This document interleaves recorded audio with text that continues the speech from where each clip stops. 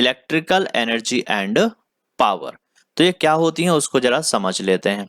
तो मैंने आपसे बात किया electrical energy is the ability of an electrical circuit to produce work by creating an action.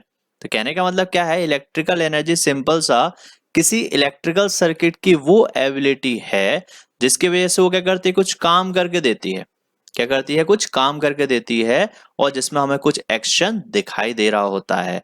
जैसे मान के चलिए कि हमने क्या किया, स्विच ऑन किया। क्या किया, स्विच ऑन किया तो क्या हो गया, बल्ब ग्लो हो गया। तो ये क्या हो गया, इलेक्ट्रिकल एनर्जी है हमारे सर्किट की, जिसकी वजह से क्या हुआ, एक वर्क प्रोड्यूस हुआ और एक्शन क्या दिखा हमें, ग्लो ऑफ बल्ब।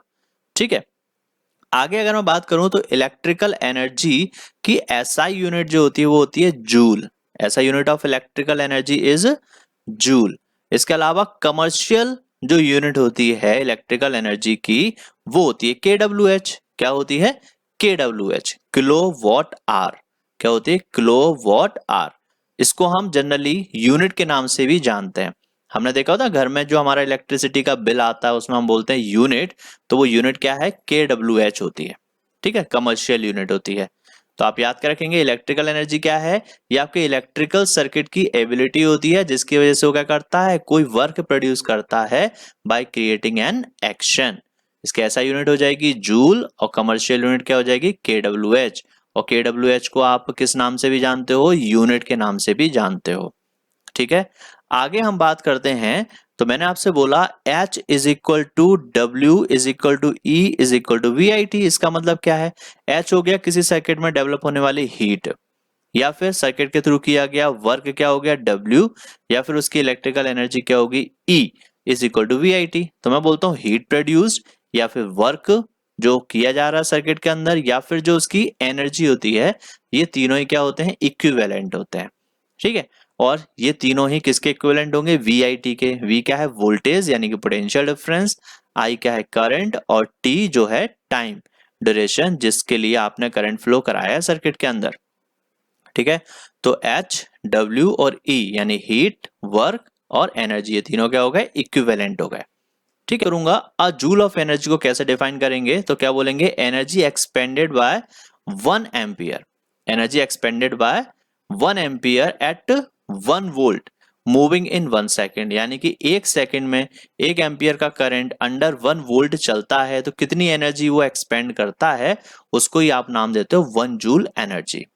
ठीक है, क्या बोलेंगे कि 1 joule energy, a joule of energy क्या होता है कि 1 सेकेंड में 1 वोल्ट के अंदर 1 एम्पियर का करंट चलता है तो कितनी एनर्जी एक्सपेंड करता है, उसे आप बोलते हो 1 जूल एनर्जी।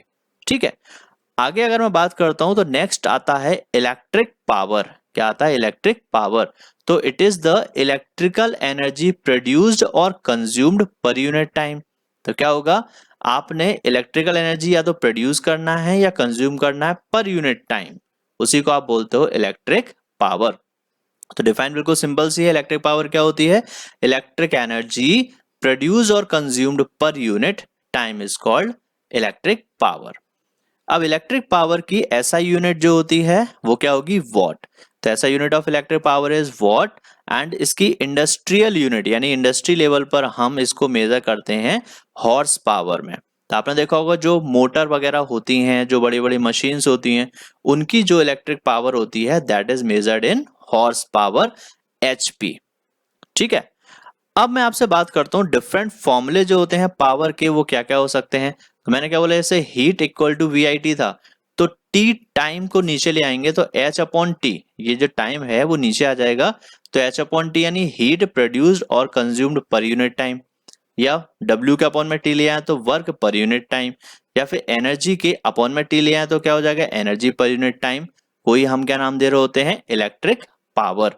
तो क्या हो जाएगा, सिंपल सा VI। तो पावर का फॉर्मूला क्या हो गया, VI।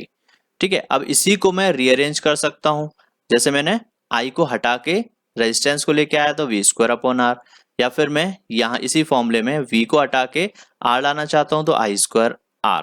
तो इस तरीके से ये 3 फॉर्मूले मेरे पास में मौजूद होते हैं, किसके, इलेक्ट्रिक पावर के।